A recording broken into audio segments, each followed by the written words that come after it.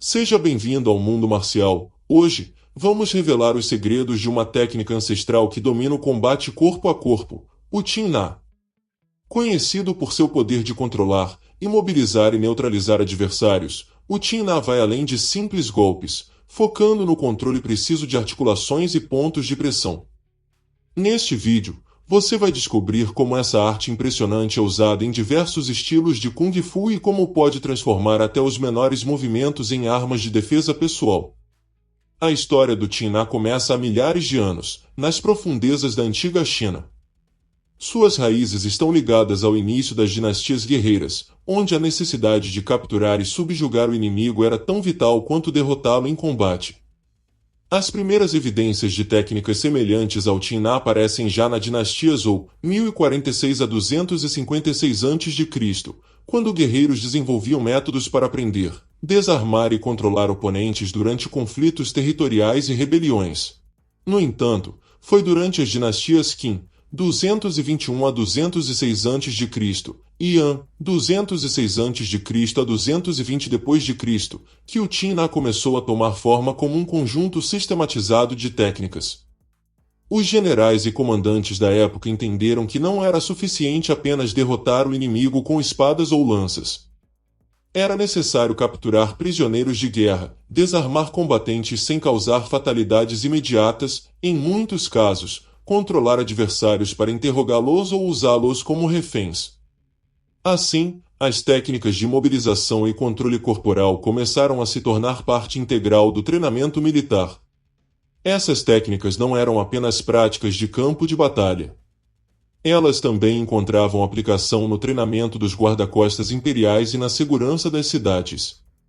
Soldados e autoridades civis precisavam aprender a controlar ladrões, rebeldes e outros criminosos de maneira eficaz, sem sempre recorrer à morte. O uso estratégico de torções, alavancas e apreensões tornou-se essencial para o sucesso dessas missões, e a filosofia por trás do Tin Na começou a se enraizar na cultura militar chinesa. Na dinastia Tang, 618 a 907 d.C., o Tin Na passou a ser refinado e transmitido para as classes mais altas, com escolas de artes marciais desenvolvendo sistemas que incluíam essas técnicas de controle como parte do treinamento. Além disso, o conhecimento da medicina chinesa, especialmente dos meridianos e pontos de acupuntura, começou a ser incorporado. Os mestres perceberam que, ao atacar certas áreas específicas do corpo, podiam neutralizar um oponente com eficiência, causando dor intensa ou paralisia temporária, sem infligir lesões fatais. Isso se alinhava perfeitamente com os princípios de subjugação, que valorizavam o controle sobre a destruição. O lendário mosteiro Shaolin desempenhou um papel significativo na evolução Tin Na. Durante as dinastias posteriores, especialmente a dinastia Ming, 1368 a 1644, o Shaolin tornou-se um centro de desenvolvimento marcial, onde monges guerreiros treinavam não apenas o uso de armas e técnicas de combate, mas também habilidades de apreensão e controle. Eles refinaram o Tin Na, integrando-o ao Kung Fu Shaolin, utilizando-o em suas práticas de autodefesa e para manter a ordem dentro dos templos. Esses monges também eram versados em medicina tradicional chinesa, o que lhes dava uma compreensão detalhada da anatomia humana. Ao estudar os pontos de pressão e as fraquezas naturais do corpo, eles aperfeiçoaram ainda mais o Tin Na, tornando-o uma arte extremamente eficaz tanto no combate quanto na autodefesa. As técnicas foram divididas em várias categorias, como controle de articulações, bloqueio de respiração, imobilização muscular e pressão em nervos e vasos sanguíneos. Com o tempo, o Tin Na se espalhou por toda a China e foi incorporado a diferentes estilos de Kung Fu, cada um adicionando seu toque único às técnicas. As práticas de apreensão, torções, alavancas e bloqueios continuaram a ser refinadas e transmitidas de geração em geração, tanto em ambientes marciais quanto civis. Hoje, o Tin Na permanece como uma arte altamente respeitada, sendo estudado em diversas escolas de Kung Fu e aplicado em sistemas modernos de autodefesa.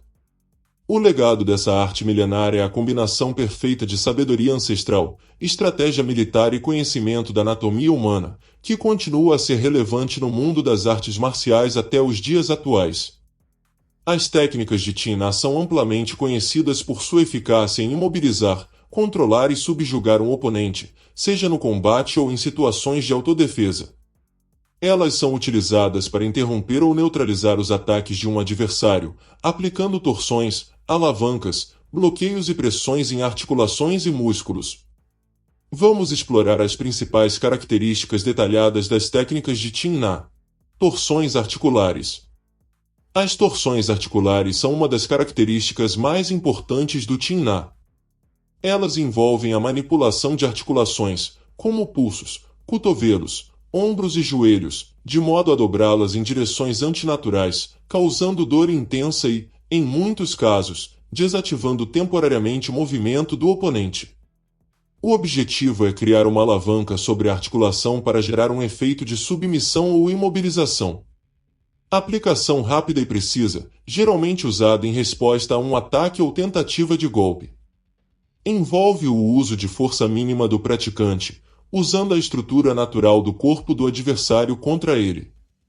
Torções são frequentemente seguidas de quedas ou projeções, permitindo o controle completo do oponente. Alavancas musculares.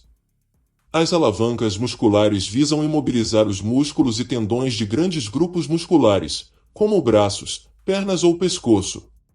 A técnica aproveita os pontos de fraqueza natural dos músculos ao aplicar pressão ou estiramento, resultando em imobilização temporária ou dor aguda. O controle muscular também pode ser usado para forçar o adversário a perder o equilíbrio ou expor áreas vulneráveis do corpo. Utiliza a força do praticante para comprimir, esticar ou torcer músculos e tendões, desativando temporariamente o oponente. Frequentemente aplicado em situações de agarramento ou em resposta a tentativas de imobilização por parte do adversário. É eficaz para controle de curto alcance, ideal para situações de autodefesa e combate corpo a corpo. Bloqueio de respiração. Essas técnicas têm como alvo o bloqueio do fluxo de ar do oponente, normalmente por meio de estrangulamentos ou apertos que comprimem a traqueia, a garganta ou a área do peito. Ao cortar o suprimento de oxigênio, o adversário é forçado a cessar seus ataques ou desmaiar rapidamente. Aplicadas com firmeza e precisão, essas técnicas visam sufocar o adversário de maneira rápida e controlada. Incluem várias formas de estrangulamento, como bloqueios frontais, laterais ou traseiros. Em muitos casos, os bloqueios de respiração são acompanhados por imobilizações que aumentam a eficácia do estrangulamento.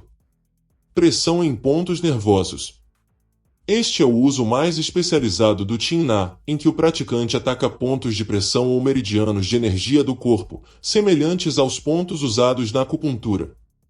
Ao aplicar pressão ou golpes nesses pontos, o praticante pode causar dor intensa, dormência ou até paralisia temporária em partes específicas do corpo.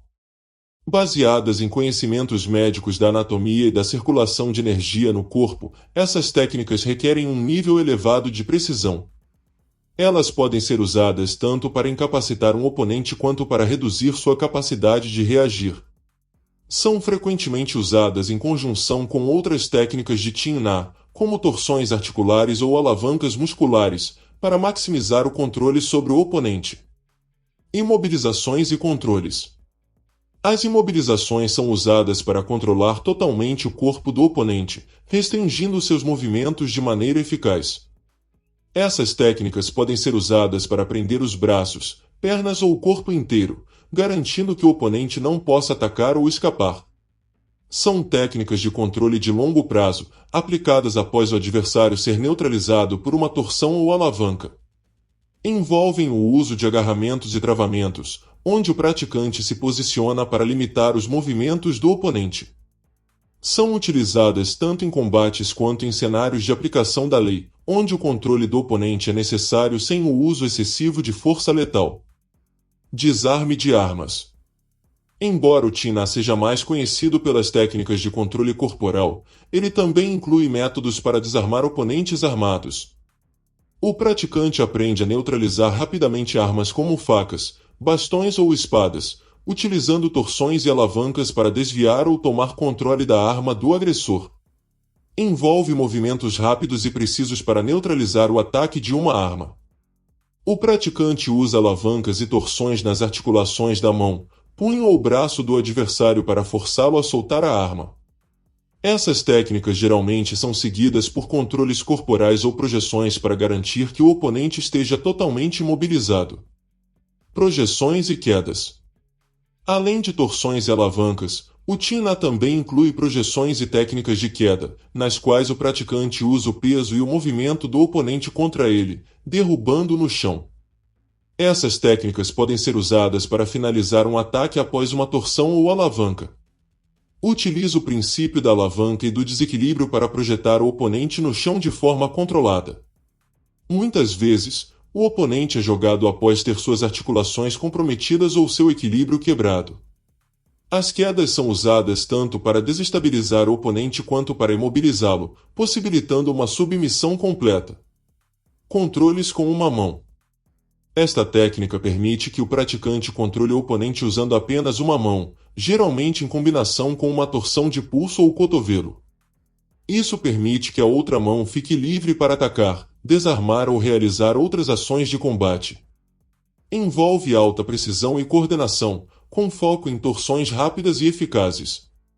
Permite que o praticante mantenha o controle de um adversário enquanto ainda pode se defender de outros ataques ou realizar contra-ataques.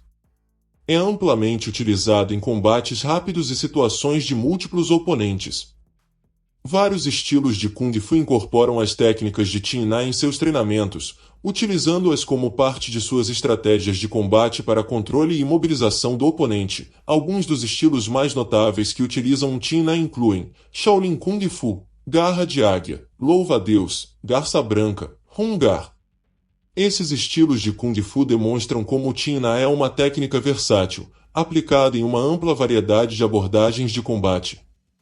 O Tin-Na, com sua ênfase em controle, subjugação e imobilização, continua a ser um componente vital em muitas tradições marciais chinesas.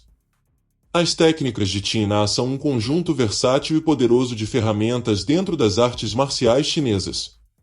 Com base no controle de articulações, músculos, respiração e pontos de pressão, essas técnicas permitem que o praticante neutralize, imobilize ou subjugue o oponente com eficiência.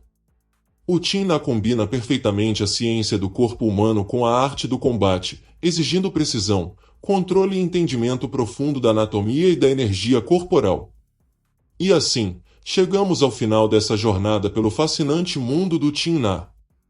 Agora, mais do que um simples conjunto de movimentos, o Tin-Na é uma verdadeira arte de precisão e eficiência que atravessou séculos e se manteve relevante nas artes marciais até os dias de hoje.